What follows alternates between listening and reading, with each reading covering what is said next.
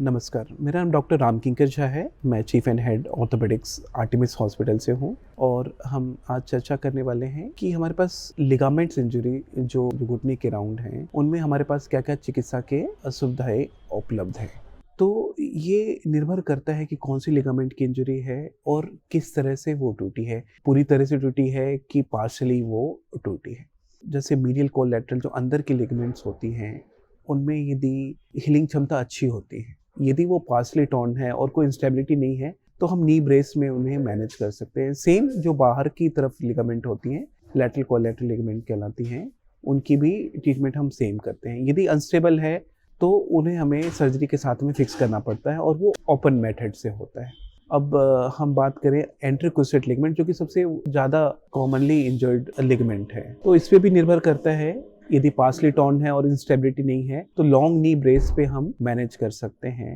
In fact कुछ ऑगमेंटेशंस आती हैं जैसे पीआरपी, स्टेम सेल्स, तो वो भी हम जो है इंट्रा आर्टिकुलर लगा करके उसकी हीलिंग प्रमोट कर सकते हैं। नेक्स्ट है, यदि वो डिटैच हुई है लिगामेंट खास करके फेमोरल एंड से, तो हम उसे मैनेज कर सकते हैं रिपेयर से। तब हमें रिकंस्ट्रक्शन की जरूरत नहीं, कहीं और से ग्राफ्ट लेने की जरूरत नहीं है। लेकिन ये कुछ ही सबसेट्स होते हैं, जो कुछ ही मरीज है जिनमें ये संभव है रिपेयर। खास करके यदि चोट पुरानी हो जाए तो रिपेयर संभव नहीं होता है, तब हमें रिकंस्ट्रक्शन ही करना रहता है और उसके बेस्ट रिजल्ट्स होते हैं। रिकंस्ट्रक्शन के लिए जो हम लिगामेंट्स लेते हैं, अलग अलग जगहों से हम लेते हैं। सबसे जो कॉमनली लेते हैं हैमस्ट्रिंग से लेते हैं, उसके बाद क्वाड्रिसेप्स हो गए, बोन पटेलर बोन हो गए और पेरोनियस हो गए। तो यहाँ से हम डोनर साइड से हम ये लेते हैं और दूरबीन के सहारे हम रिकंस्ट्रक्शन करते हैं। और रिकंस्ट्रक्शन के जो फिक्सेशन जो होते हैं वो भी निर्भर करता है, सर्जन की प्रेफरेंस भी है, कॉस्ट के भी में समस्या यदि आती है तो अलग अलग मेथड्स होते हैं। जो बेस्ट मेथड होते हैं अभी के टाइम में कॉर्टिकल सस्पेंसरी सिस्टम कहलाते हैं। फेमोरल एंड पे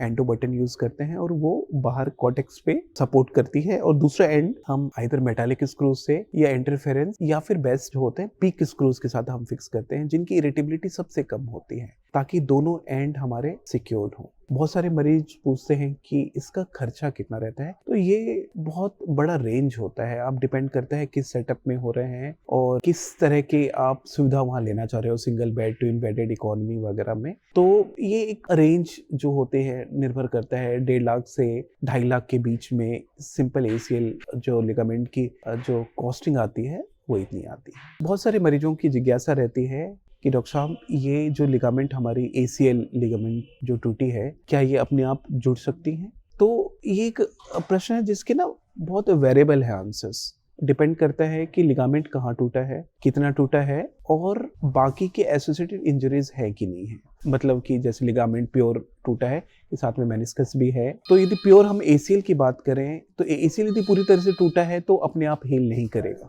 दैट्स फॉर श्योर। लेकिन क्या एसीएल टूटने से आपकी घुटना अनस्टेबल हो गया है, इंस्टेबिलिटी आ गई है? ट्रीटमेंट इस पे डिपेंड करेगा। कितने मरीज होते हैं जिनके एसीएल लिगामेंट्स टॉर्न रहते हैं, टूटे रहते हैं, लेकिन कोई इंस्टेबिलिटी नहीं रहती है, उनका काम चल रहा होता है। तो उन मरीजों में यदि हाई डिमांडिंग एथलीट्स ना हो, हाई डिमांडिंग फिजिकल एक्टिविटीज ना हो, तो उनमें हम बिना ऑपरेशन के मैनेज कर सकते हैं। बट ग्रॉसली एसीएल यदि टूटा हो तो रिपेयर जो है अपने आप नहीं होता है। मरीज गूगल में और बाकी जगह देखते हैं तो उनकी बड़ी जिज्ञासा होती है जानने की कि ये इंटरनल ब्रेसिंग है क्या। तो इंटरनल ब्रेसिंग कुछ नहीं, एक ग्राफ्ट के साथ हम एक फाइबर लूप, फाइबर टेप लगाते हैं एडिशनल। यदि ग्राफ्ट स्पेशली पतला हो, उसके डायमीटर कम हो, तो उसके साथ हम ये लगाते हैं। एक तरह की एक इंश्योरेंस है, एक तरह की ये सीट बेल्ट है जो कार में यूज करते हैं, जो कि एक्सीडेंटल जो टियर पे ये प्रोटेक्शन देती है। खास करके वो पीरियड इनिशियल 4 to 6 वीक्स जबकि ग्राफ्ट बोन के साथ इनकॉर्पोरेट हो रहा है, उस समय ये फाइबर टेप जो है इंटरनल ब्रेस बन करके